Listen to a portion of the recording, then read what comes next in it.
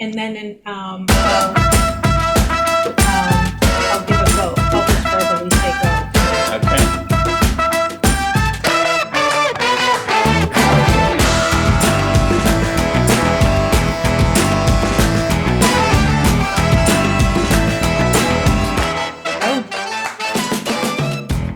Hey everybody, welcome to World Building with Idiomatic Expressions. I think we're tied for the first panel of Readercon 31. Yay! I'm Benjamin Rosenbaum, and I'm going to let all the panelists introduce themselves, say your name, what you do, don't be shy, recent work. It's often considered gauche to hold up books, but we're reinventing everything because we're on a virtual platform, so hold up your books if you want, or whatever. Or you could hold up a stuffed animal or a favorite keepsake. I don't know. So let's go around. I'll go last. And I will call on people that will make it easier Zoom-wise. So I'll just go in the order that it's on my screen. Romy. Hi, I'm Romy Stott. I'm one of the editors at Strange Horizons, and I've published a lot of poetry, some short stories, a lot of essays. And I'm also a filmmaker, and so currently the project that I'm most involved in is a monster movie that is set mostly in France. Cool. LJ. Hi, LJ Cohen. I am a writer of science fiction and fantasy, but before that, my first writing love was poetry, which I still write. I used to be the head moderator of a massive online poetry workshop. I'm going to show not my most recent book, but the first book in my most recent series, Derelict, sci-fi, AI, etc. And I'm really excited about this panel because metaphor is where it's at. Nice. John. Hi, well, okay, I'm John Chu. I'm mostly a short story writer and a translator. I won a Hugo in 2014. I don't have a book of my own to hold up, so I will hold up the thing that I'm currently reading, which is easily used on Fragile Waves. I'm not done with it yet, but it is gorgeous. Nice. Elaine. Hi, my name is Elaine Isaac. I also write as E.C. Ambrose. Mostly I'm here because of The Singer's Crown, my secondary world fantasy series, although I'm probably most known for the Dark Apostle series, and because he said I could.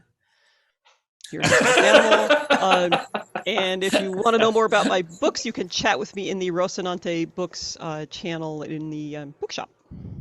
Nice. So I am Benjamin Rosenbaum. I write science fiction and fantasy. My latest book is The Unraveling, which is a far future sort of social comedy of manners. It would be space opera if there were ships shooting at each other, but instead the first half is just like a lot of people trying to get their kids dressed and to school and falling in love and not wanting to tell their parents about it. So it's sort of like an Ian Banks book set inside an Ian M. Banks book. And it has a lot of idiomatic expressions. So that brings me to my second question, which is, what interested you in the panel? Why did you show up at the panel? So people have alluded to it already, but I'll start this time, and I'll go in the same order. The panel caught my eye because I had been writing this book in the far future, in which there were all these different assumptions about how gender works and bodies work, and I wanted it to be sort of an authentically future-y future, so they don't have infectious diseases. So, like, one anecdote, when the book was translated into German, the natural way to curse a lot of the time, if you translate an American curse where somebody says, I'm declaring this panel not G-rated, when somebody says, this is, what a fucking nuisance, in German, that would be like a Scheiß, so ein Scheiß Situation or whatever. And, but it's not a taboo for them. Like it's compost. So anyway, that got me thinking about it, and there are lots of things like that. Next up, Romy. Well, I just collect idioms in the real world. I've just always really enjoyed them. My actual avenue into writing poetry was just playfulness with language. And I also really enjoy misheard idioms because they're so received. And so very often somebody will be using something in a way that makes sense to them, but it's not the actual word because it's a very old expression. I've also spent a fair amount of time living outside the US and working with people in really international collaborations where you have to be careful when you are slipping into idiom, because sometimes it's really delightful because you get to encounter a framing that you wouldn't otherwise, but sometimes it's very confusing. Cool. LJ. So, I'm interested in this panel probably for the same reason you are, Benjamin, because in writing my space opera series, which is not far future, but also not near future, my first instinct in writing is to lean on the idioms that I'm most comfortable with. But why would a spacefaring culture use needle in a haystack to talk about something that's difficult to find? And so I found myself constantly questioning every expression that I would use and then trying to figure out, well, do I make it different? Do I use it? What's the context? And so that was really interesting to me. I've also had experience spending a lot of time with non-native English speakers, and understanding idiom is such a it's so culturally based that to me, that's fascinating. And I love learning non-English speaking idioms.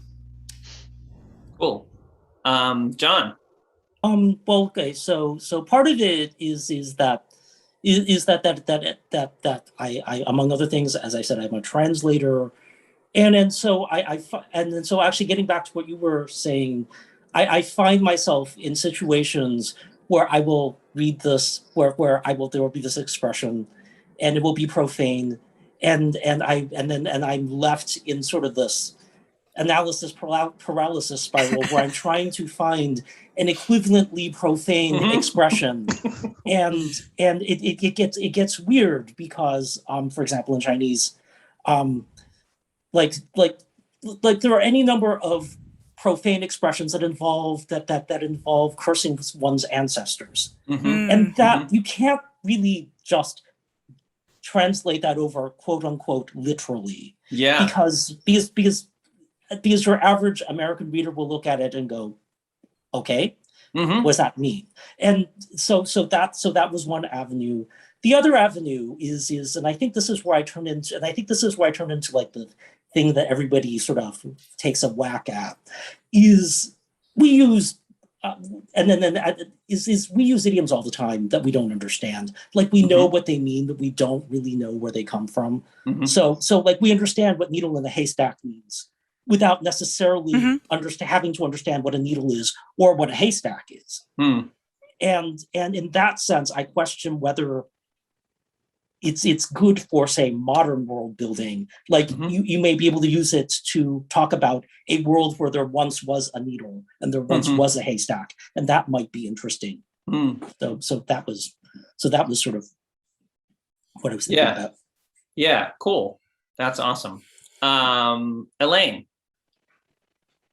So, as a longtime reader of fantasy and now as a sometime developmental editor and workshop leader, I do a lot of work with newer writers. And one of the things that absolutely drives me bonkers is when they fail to shift those idiomatic expressions for a world for which they're completely inappropriate.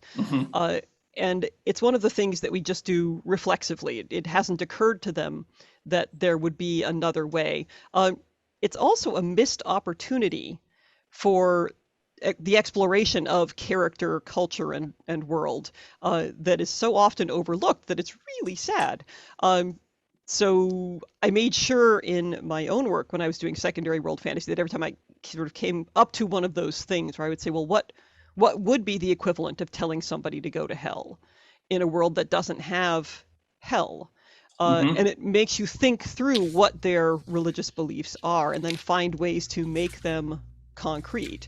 The next level of that, of course, is the difficulty of then conveying that importance to the reader, that showing the impact that those things would have would be the same as telling someone to go to hell. I think that's one of the reasons why beginning writers often fall back on what they know, because they don't necessarily want to invest that kind of labor in making sure that you see where the difference lies.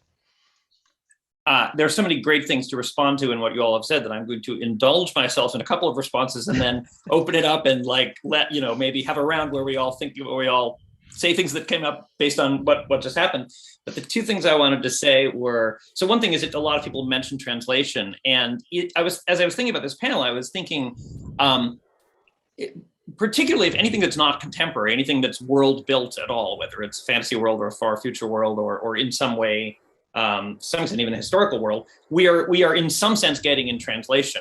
I mean, unless it's like Ridley Walker, like there are some books that like literally try to invent a language of the future or a language of a fantasy world which would be radically different than ours. But I mean, if we're reading it in English, it's already in some sense it's not in Elvish or in whatever they were speaking in Numenor. So then it's kind of like John was saying about translations. When you translate, you're making some choice about if you just translated word for word literally, it's something that just essentially means screw you in Chinese sounds very exotified. It sounds like, oh, your ancestors, and so the reader may come away feeling like, oh, this is this, like they may switch from the emphasis may not be on the guy saying screw you to the other guy, but instead on, the poetics being different, and therefore, and so it's interesting about how much you wanna.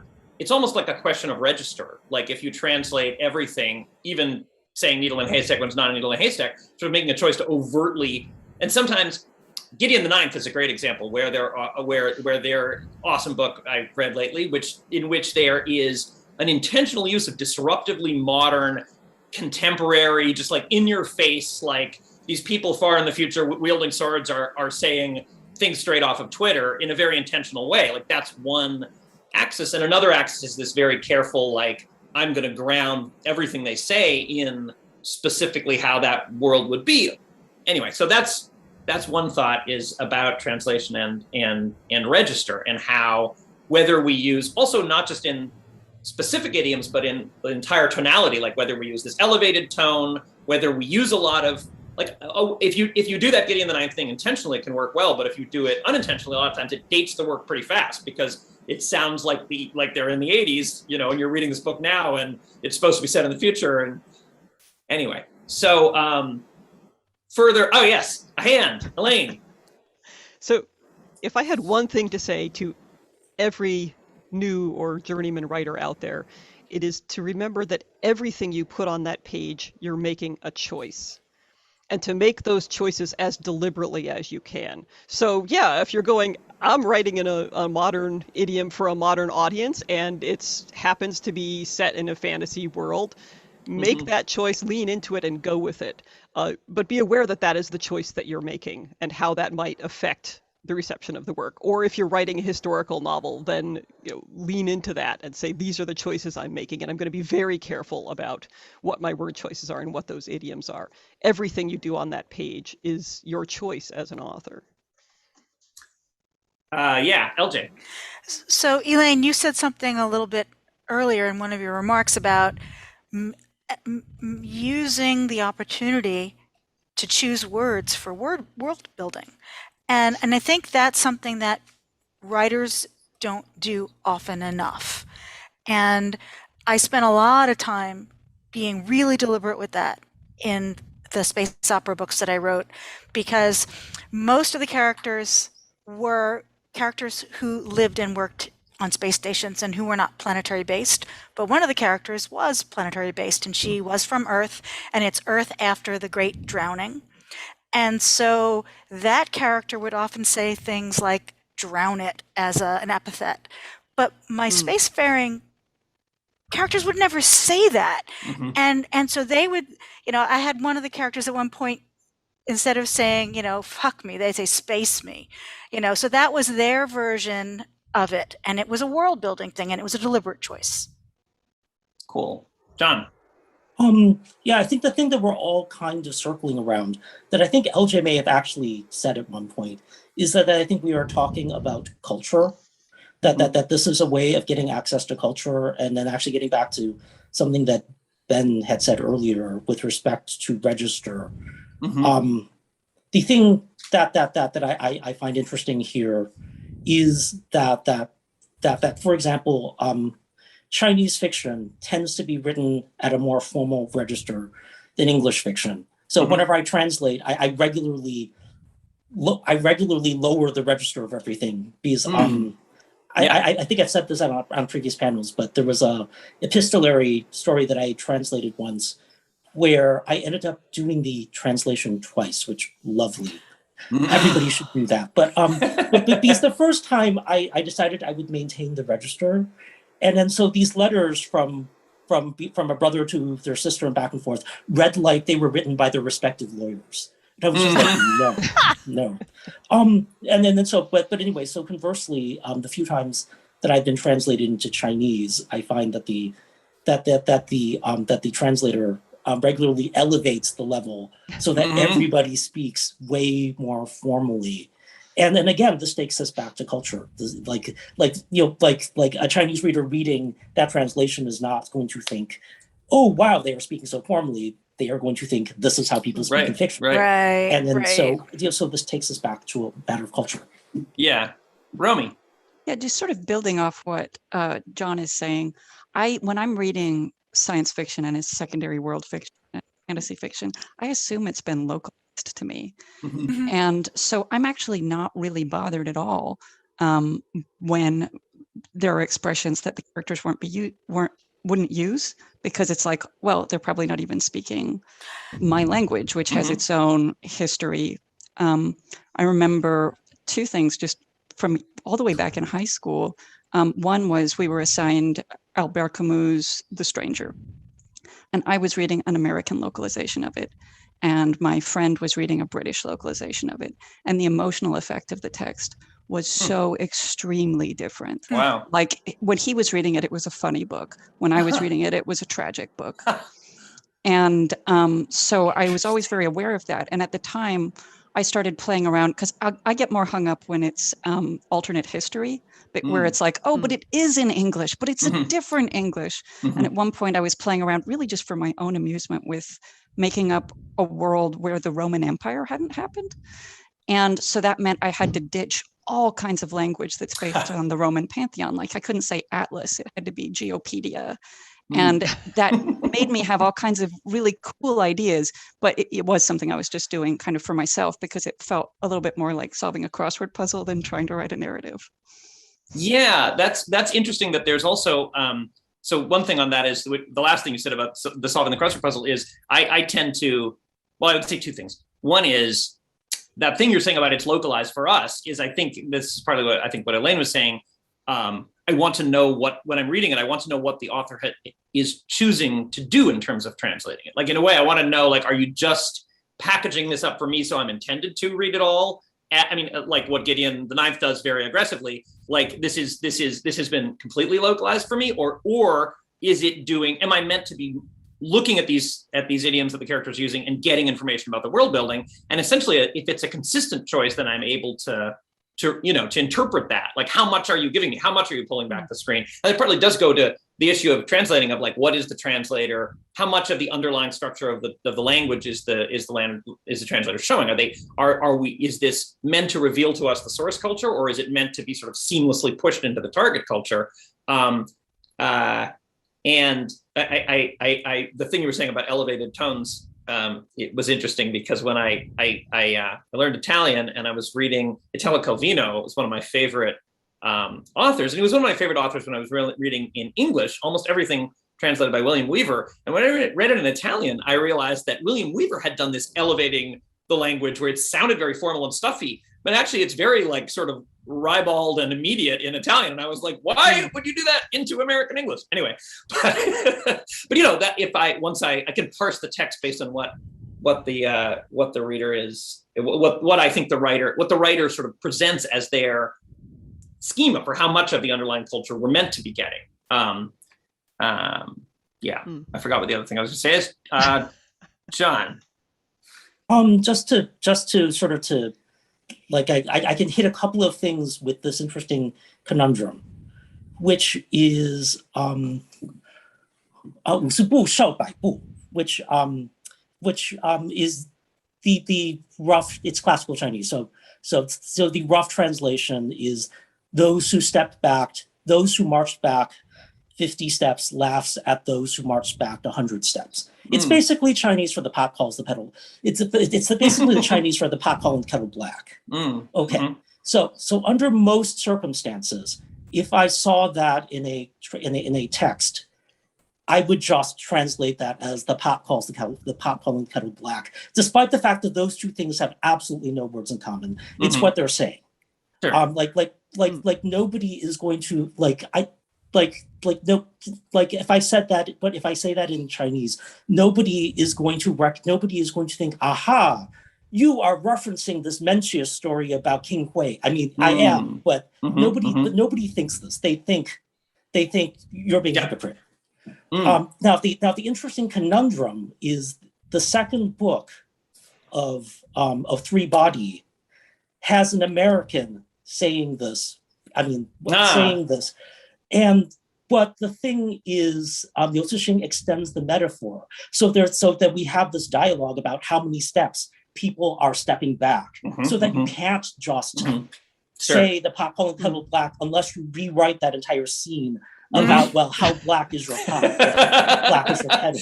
Right. And the thing is, I still haven't had a chance to read the second book in English, so I actually have no idea what the translator did. But it is an interesting conundrum. Yeah. Because you would not expect an American to say those who step back 50 feet, steps back 100. You would expect them to say the pot calls the kettle black. LJ's hand is up, but I think Elaine, you had wanted to go before. Do you still want to go, or should I? Oh, go ahead with LJ. LJ. Just real quick, because what John said reminded me, for several years we had a lovely young woman from Kyrgyzstan live with us while she was getting her master's degree. And while her formal English was excellent, her idiomatic English was not so good. And she would sit at our dinner table looking back and forth like somebody at a tennis match as we would be talking around the table. And at one point somebody said, well, that'll happen when hell freezes over. And she kind of gave the golden retriever head tilt, and we tried to explain what it was, and the light bulb went off, and she said, oh, we say in Kyrgyz, and she said it in Kyrgyz, and then she said in English, I would translate it as, when the blue crab climbs over the mountain and whistles. That's good. It's a good one. So, yeah. How would you translate that? I don't know. And I think that the Elaine, do you think of what you were going to say, or else I'll call on me? I can certainly keep talking. No, okay.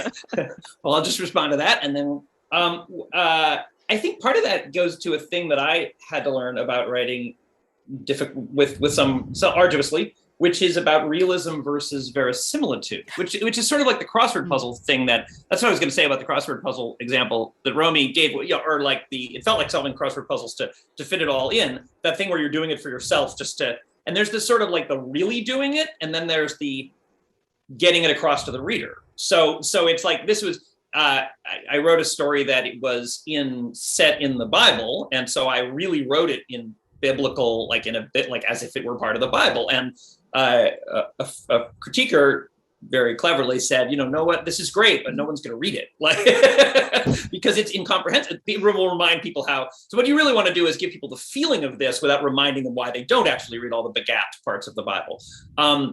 And so in a way, it's like, what is this sentence doing? And the pot calling the kettle black example is sort of like if in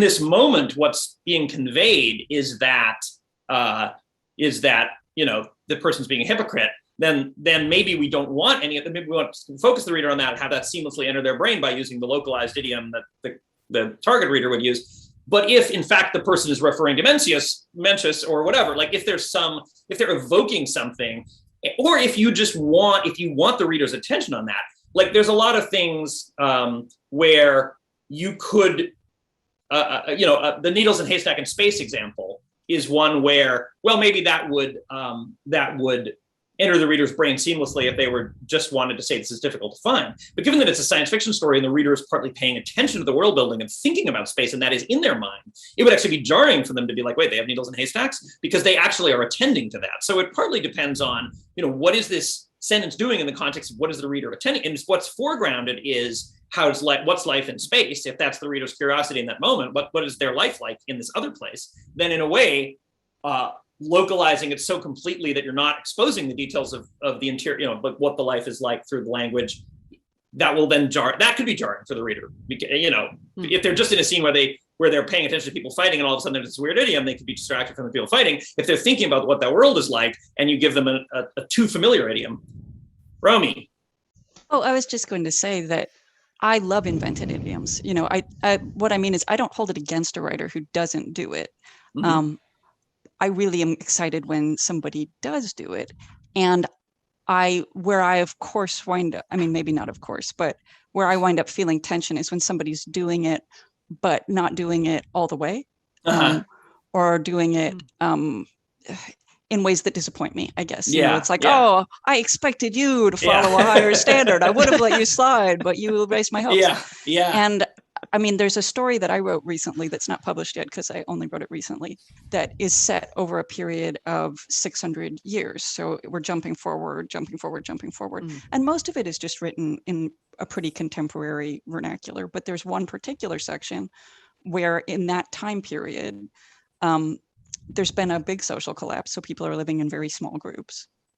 So they're speaking in a way that is basically dialect, because they're not using a nationalized or internationalized English anymore.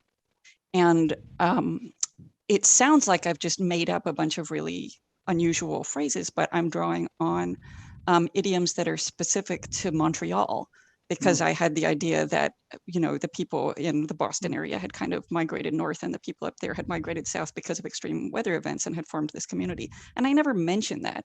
It's only if you kind of happen to notice that I'm using English versions of French, but not France French, Montreal French. And so that does give you an idea that I was actually thinking about the world in a bigger way. But if you don't catch it and it's just that people sound weird, that's fine. Elaine. But then if they do, it's an Easter egg. Yeah. Right. I think one of the questions that I always have is what is bringing readers to this story that I want to tell? And, if they're coming to space opera to get that experience of feeling like they're in the future, they're out in space, they're having the kind of adventure they couldn't possibly have on Earth, then choosing the right idioms can reinforce that or detract from it. But I was working on my historical fantasy series. It's 14th century, about a barber surgeon in England, and I consider myself a proponent of hard fantasy, meaning that it should basically have rivets. It should be based on the real world and how things are or were in a way that is rigorous and consistent. And part of that was the use of language. So the good news and bad news is that I got an editor who felt the same way. And he also had an OED. And he said, the word blackguard can only be traced to 1587. Now, in most parlance, we sort of assume that words were probably used for 50 or 100 years before they were written down, before they ever appeared in text. But even then, it would only get me back to 1487. And for a book set in 1347, that wasn't going to get me very far. So the question is, what could I use instead of blackguard for the 0.001% of people who would think that that word was not in use in the 14th century. And it caused me to do some more interesting research on sort of the history of insults and how they were used in England at that time, which was a lot of fun. And also Shakespeare. Shakespeare is a real problem because he had to make all of them up. For most of the period that his plays were being produced, there were a lot of things you were not allowed to say on stage. And so all of those lovely insults he came up with were ways to get around the censors, basically. They were not in common use prior to his writing of them. So you might think, I'll grab some Shakespearean language and throw it into my Shakespearean era book. But unless it was written in a world where Shakespeare existed and after the time of those plays, you're probably on shaky ground. So what I came up with instead of blackguard was chattering churl, because alliterative insults were very popular in Chaucerian times. And so instead of calling the man a blackguard, he calls him a chattering churl, which captures the historical feel that I was going for. And I sort of enjoyed having to do the extra research, but It was a is good funny. crossword puzzle in that instance. It is funny how that kind of thing, like it's often like, you know, it will be like an hour for 10 paragraphs and then an hour for one word, right? Like, like there sometimes those are, and the right word, if you're playing this game, which you don't have to, but if you are playing the game of trying to convey the world through the choice of the language, there is this, you know, this sort of rabbit hole thing, whether it's historical or whether you're making it up. There's this aspect of like, there's so much in one thing. I was gonna add one thing, and then I think I'll add one more thing, and then there's a go around about our favorite examples. So think about favorite examples in the back of your mind.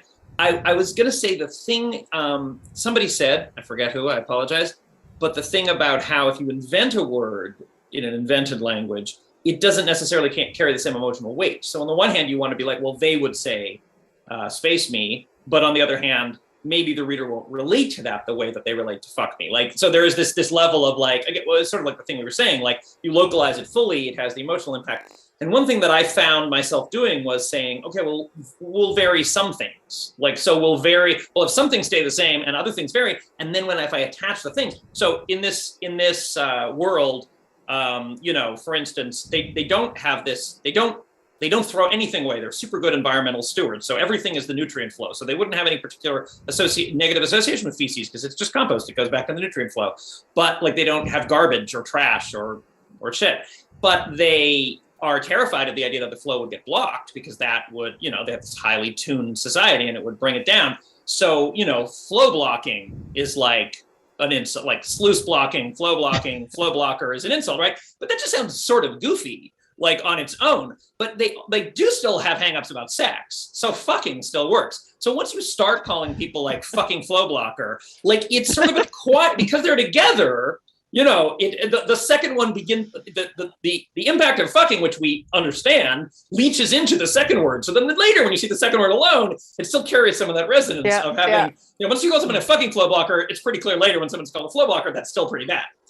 Anyway, I just wanted to throw that in there. And that is a segue to the next round, which is examples of cool invented idiom. This is three potential answers to this question. A cool invented idiom that you've created. Some people have mentioned those already, or seen like ones that you love in other fiction, which one of the questions that we're going to get to from the audience also asked, like something that you were influenced by or love, or alternatively, a terrible example of how idioms done wrong. So go around, same order. Is anybody, or shall we wait for hands? No, we'll go around, right? So I put you on the spot. Romy. Okay. Or you can pass if you don't have one. No, my answer, I'm going to go on a little bit of a cul-de-sac to get back to the question, to give a background for why it is what it is. So something that I find is true of idioms is a couple of things. One is they are metaphors. They're not similes. And a lot of times when somebody makes something up and it's that sentence or that word that you've spent the same amount of time on as you spent on the previous 3 pages, like you really want to punch it. Mm-hmm. And so you get what I consider to be kind of a tell of that it's invented when you have like, well, in my culture, we say a woman is like, and it's like, nobody does that.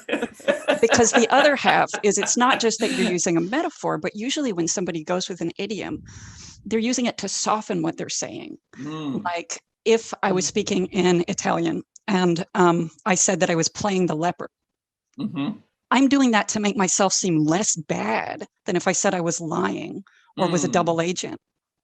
If I'm in Iceland and I'm like, I'm about to go out and somebody's like, it's window weather. They're saying that it's very cold outside, even though it looks sunny, but they don't seem to be as judgmental as like, you should put a coat on. You know, same way with raining cats and dogs, you know, you're saying, you're using it to soften what you're saying. You know, if somebody walks in and I'm like, your friend is a tall drink of water, that is softer and less aggressive than me saying, who's your hot friend? And so that's the opposite of what we tend to do as writers, because we want to really punch the world building up of this thing that we made up. So oddly enough, in terms of idioms that I've encountered in science fiction that have actually entered into my conversation, it's stuff from Star Wars. It's stuff like nerf herder or may the force be with you. And it's not because it's brilliant. It's because that was so widely seen that I can say it and people get what I'm saying. And as another sidebar, we've talked about how confusing it is when you have native speakers in an environment with non-native speakers who start using idioms. I think it's really understandable on both sides because, it's well known that kind of comprehension comes down when like the native speaker comes in to a group of people who are speaking it as a secondary language because suddenly they start using idioms and raising the complexity. But as a native speaker, you're not trying to do that. You're trying to soften it. You're trying to be like, look, I'm not an authority. I'm casual. I'm not trying to lord it over you by being proper, but you're actually making it harder. So I feel like that's not something that I've seen very often in fiction, that very often when people are getting really idiomatic, it's not like jargon and it's not like using kind of in jokes. You're trying to show like, hey, we're casual, we're friends, and you're just completely missing it. That's interesting. LJ. So my favorite, I guess, example of idiom maybe is the invented cursing from Farscape. And Frel has definitely entered our family's lexicon. Just they used it to get around the censors, kind of like Shakespeare. And I appreciated a lot of that from Farscape. It's really interesting, Romy, because I did the same calculus that you did in my books. I thought after the sea levels would rise, you would get this mashing together of the mid-Atlantic states, the Northeast, and Canada. And I have somewhat of an invented dialect that one of my characters code switches in and out of. And they use some of that French. And like you, most of the readers aren't going to get it, but the ones that do, it's an Easter egg. And I spent hours and hours on something that maybe has 5 minutes of appearance in the book. But, I think it does convey something important. And the last point I'll make is like accents written in a story, a little goes a long way. If you were writing an entire story in jargon, I think that's a hard sell for most readers, especially a novel length. And maybe a short story would be different. But it's like a sharp spice in cooking, right? You want to use it sparingly for effect when you need it, but not spend your entire book with every idiomatic expression being pushed to its limit, because no one's going to want to read that. Cool. John. Okay, well, first I will just say A Clockwork Orange may be the novel that tests that rule. But right, there's always going to be an exception. And Ridley Walker. Right, but A Clockwork Orange also comes with the glossary. So I don't know. I don't know if there are any. I don't know if there are any science fictional or fantasy idioms in my own personal idiolect. But I can put out one way in which I was really stupid, which I think will substitute, which is Tien Sua Lo. It's a building that brushes against the sky, and first time I ran across that, I'm like, oh my god, what a beautiful image, and I'm like, skyscraper. And I'm just like, skyscraper. It's the same image, and it turns out it turns out that's a calc that actually is in. That is actually in lots of languages. It turns out there are lots of language. It's like the thing that we all have borrowed from each other that we call a very tall building a skyscraper. That's funny. But my first reaction really was, oh my god, I have never heard this before. I'm just like, skyscraper. Wolkenkreuzer in German, cloud scratcher. Right. Elaine. Yeah. Picking up something that LJ said and sort of building off of Romy's remark, that idiomatic language in science fiction and fantasy is part of the iceberg. You need the iceberg as an author, but what the reader sees is only that that little bit is sort of the least that they need in order to be enveloped in the world that you're creating. And you may need that 6 hours of research that it took to find the one word or to write the 5 minutes of dialogue. And it shows through on the page in just that little peak that draws the reader in. But in terms of the science fiction words that have entered my lexicon, I think most of us know grok, of course. One of the ones that my family uses a lot is actually the gripping hand, which is from The Mote in God's Eye by Larry Niven and Jerry Pournelle. He has these, they have these 3-armed aliens, and they have 2 arms that are sort of equal to human arms, and then they have 1 arm that is significantly stronger. So when they're talking about making a choice, we would say on the one hand, on the other hand, but the gripping hand is. So what's like the most important part? The gripping hand is so much stronger than the others. Yeah. And I just really like that phrase. And now sometimes my kids use it, and they have certainly never read the books. So cool. Okay, I think maybe we should try to get to some of the audience questions because we're about 10 minutes from closing. There's a bunch of them. Let's see. We have covered some of them. I'm trying to think of what's more similar. So one says, I'd be interested to know if any of the panelists have been inspired by a non-English idiom or translated idiom that originates in a language other than English or archaic English idiom and created a story from that idiom. There's a bunch of questions. So maybe if there's somebody who wants to answer that question, and then we'll give somebody else or someone else. Elaine? Sure. I don't think I've directly used an idiom from another language, but one of the things that had struck me when I was living in Italy for a few years is the way that you can use those idiomatic expressions to express values. And that's one of the things that I don't think we've talked about too much explicitly in terms of revealing culture. So, in America, you would say somebody is as good as gold if there's somebody you can really depend on. In Italy, you would say they're as good as bread. And I think the example that actually showed up in the description of the panel was the Korean version of it, which is that they have a heart as fine as brocade.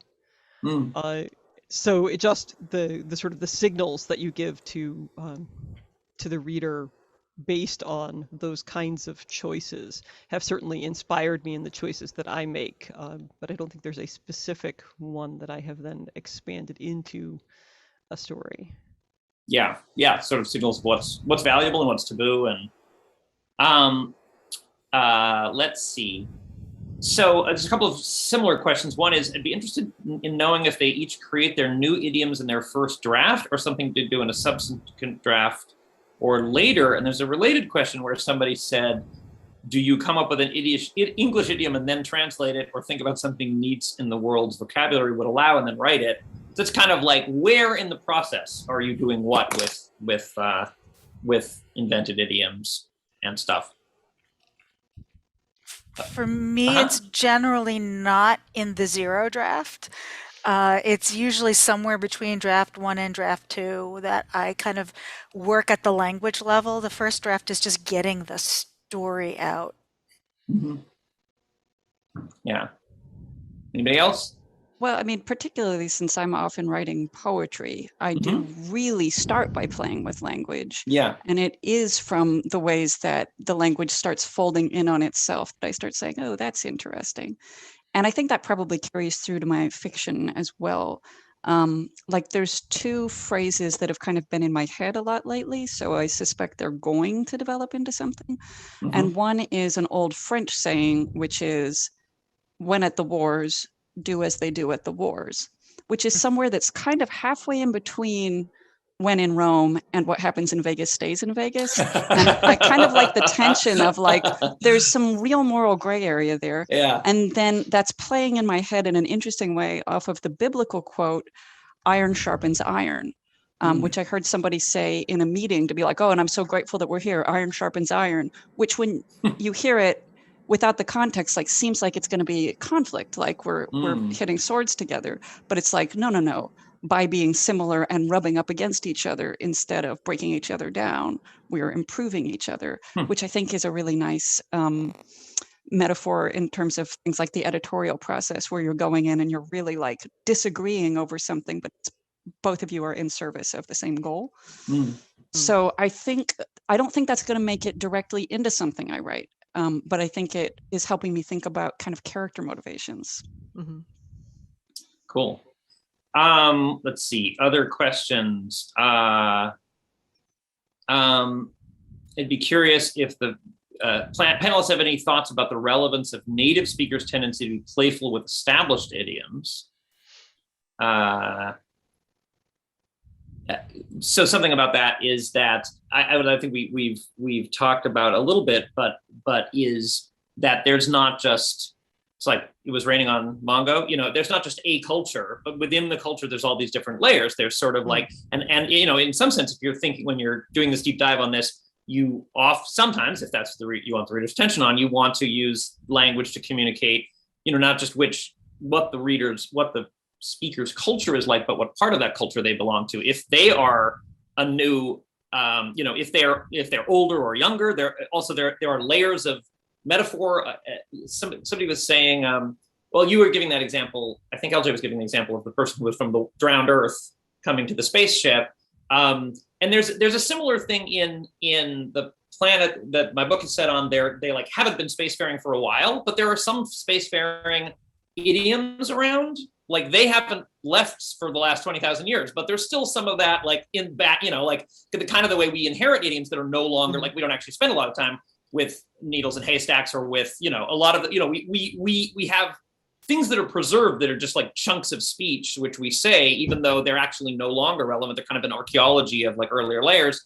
And the same thing in terms of generationally, like there's how the kids today talk is not how grandpa talks and so on. And also when last example of that is when Romy said, somebody doesn't say, well, in my culture, we say X. Of course, the person who does say that is the person who's not from that culture. Like, like that's me saying, well, in Swiss German, where I live. So like an immigrant is often much more attuned and is, the features of language, which for native speakers are kind of invisible and softening. If you are acquiring that language, they're often salient. And so you're kind of would focus on them or would, I don't know, to show off that you know them or be tickled by them or notice the contrast or whatever. So I don't know, that was not an answer to the question.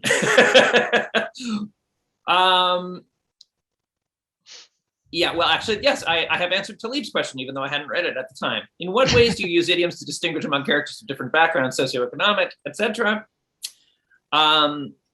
And do any of the panelists create idioms from what their story culture used to be? That was also an example of that. Okay, other thoughts? I think we accidentally answered the question. Romy. Oh, well, I was just going to add to the answer to that question, although again, kind of going into the real world, which is that my children's first language is Italian. And so in an English context, they speak fluent English as well. They are really likely to use words with Latin roots, and that's them being lazy. But because of the past of English, it seems like them being very formal. Right. It seems like they're using the fancy word. Right. But they're using the word that is just the most casual to them. And so I think that a lot of idioms are about what culture used to be. I mean, we've also talked about needle in a haystack, or you can lead a horse to water, but you can't make him drink. At one point, that was just really relatable. Everybody had a horse, and you knew that if a horse wasn't going to drink water, what are you going to do? Right. And so something that has really disseminated into the language is probably something, among other things, especially if it's telling you social status, that you really got from like your grandparents. So it tells you not just what the education is of this character or what the social status is of this character, but what were their grandparents doing? I wonder if there's research on how many generations it takes for those kinds of idioms to fade.